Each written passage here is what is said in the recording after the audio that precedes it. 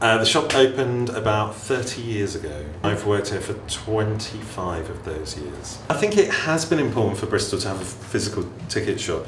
I think the music scene in Bristol has had a symbiotic relationship with Bristol Ticket Shop. In fact, that I think it wouldn't be as big and as unique a music scene in Bristol as it is today if it wasn't for us. How many tickets do we sell daily? I mean, it can range from hundreds to thousands. Now, because of the internet, there are so many people selling tickets online that it is, it's becoming more difficult for us to compete with that.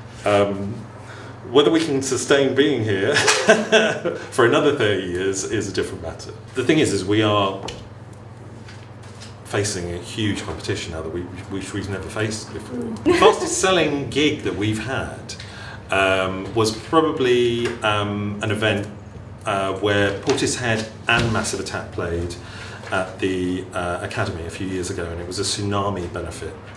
And that sold amazingly fast. Mm-hmm. Years ago we used to do a lot more national stuff, and a couple of the gigs we just couldn't get rid of, and bizarrely one of them was Paul McCartney and the other one was Michael Jackson. Well, the next trend, gosh, well, there's a few old trends which keep coming around. So I mean, a lot of bands are sounding I mean, disco is big again, which is great. I've always loved disco, which is great that it's coming back. And also a lot of bands are sounding a very kind of 80s sounding these days. So there's harkening back to the 80s a little bit at the moment.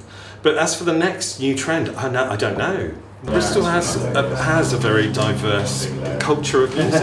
You know, everything from rap to indie to singer-songwriters to classical, and people will go, and all walks of life will go out and see those acts. I think the actual music scene in Bristol is distinctive because I think if you look at anywhere else in the UK, with the odd exception of maybe London, I think we have the highest volume of music venues and music events going on. I mean, any night of the week there are several, at least several ticketed events that you can go to, be it a club night or a live music concert. Well, I mean, the Fleece is kind of legendary because so many bands who have made their way up have played there over the years. I think a lot of promoters and venues will support each other because they're obviously in the same boat. But to a certain degree, they're competing with each other as well. So there's a healthy kind of competition there.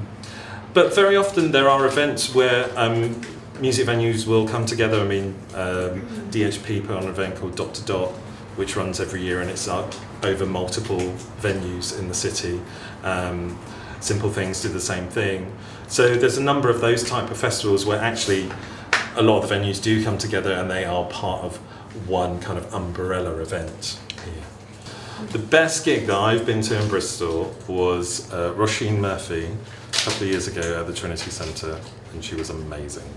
You know, everybody has very different musical tastes and they're all welcome here, so we're not going to judge you on what you buy.